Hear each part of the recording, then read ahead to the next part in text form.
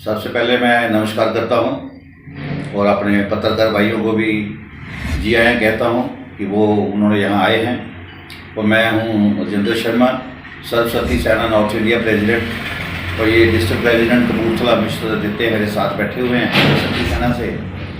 आज जो हम बात करना चाहते हैं वो ये बड़ा ही कॉमन मुद्दा है जो कि हमारे देश की इंडस्ट्री का है और ख़ास करके पंजाब की इंडस्ट्री का है। पिछले कई सालों से, यानी कि 20-25 सालों से कहो तो पंजाब की इंडस्ट्री बिल्कुल डूबती जा रही है। और पता नहीं हमारी जितनी भी सरकारें यहाँ पर आईं क्यों कोई पॉलिसी बनाने का उनका मन नहीं करा, ये बात हमारी समझ में नहीं आई।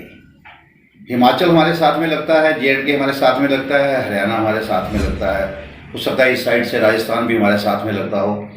लेकिन हिमाचल ने इतनी सब्सिडी दी कि यहाँ के लोग वहाँ चले गए, इंडस्ट्री लगा दी जाके, हिमाचल के लोगों को कारोबार मिल गया, ये बहुत अच्छा काम हुआ। लेकिन जो इंडस्ट्री यहाँ से वहाँ चली गई, यहाँ के जो लोग थे काम करने वाले, उनके लिए रोजगार कहाँ गया? वो कहाँ जाएंगे रोटी कमाने के लिए, कहाँ रहेंगे वो?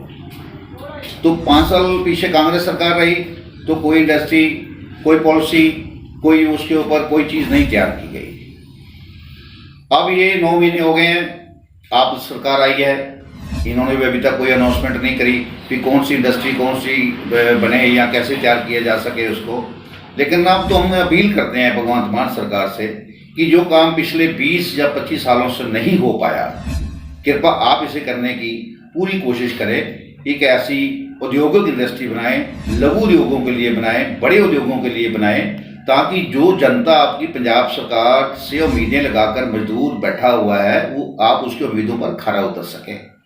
ये काम बहुत ज़रूरी करने वाला है, इसलिए माननीय मुख्यमंत्री जी से हम निवेदन करते हैं कि आप इसके ऊपर जल्द से जल्द पॉलिसी बनाएं, कुछ सब्सिडियां तैयार करें, केंद्र सरकार से कोई पैकेज मांगें जो कि हमारे पंजाब की इंडस्ट्री के लिए रामबाण घोषित हो।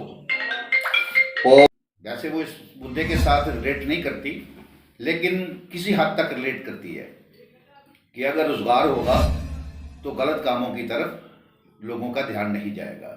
अगर एक व्यक्ति 7 बजे सुबह काम पे जाता है, शाम को 7 बजे काम से आता है, तो उसके पास फुर्सत नहीं होगी कि वो गलत चीज़ को सोच सके, वो नशा करे। किस तरह देखਦੇ ਹੋ ਪੰਜਾਬ ਦੇ ਵਿੱਚ ਗੈਂਗਸਟਰ ਵੱਧਦਾ ਜਾ ਰਿਹਾ, यही कारण है ਜਿਹੜੀ ਲੋਕਾਂ ਨੂੰ रोजगार नहीं मिल रहा? सर अगर मेरे पास, मैं कहता हूँ अगर किसी के पास रोजगार हो, सुबह काम पे जाएगा, रात को काम से आएगा, वो क्यों जाएगा इन गलत कामों के ऊपर? जब उनको काम के ऊपर पैसा नहीं मिल रहा है तो वो गलत रास्ते अपना रहे हैं काम करने के लिए। बहुत सारी मूवियाँ देखी हैं लोगों ने, उनमें देखा हुआ है कैसे लोग गलत बंद हो जाते हैं। तो ये जुम्मा बनता है एक सरकार का, जो सरकार एक सूबे को चलाती है, और जनता जब उसको वोट देती है तो सरकार से वो कुछ उम्मीदें रखकर वोट देती है कि उनके बच्चों को रोजगार मिल सके। यहाँ एक आदमी आज दिन में एवरेज लगाओ, फगवाड़ा से मुझे लगता है आज के दिन में एवरेज लगाओ 10 आदमी कनेडा गए होंगे आज भी। तो किस लिए जाते हैं वो कनेडा? पैसा कमाने के लिए जा रहे हैं, और क्या करने जा रहे हैं? वो घूमने थोड़ी जा रहे हैं वहाँ पर।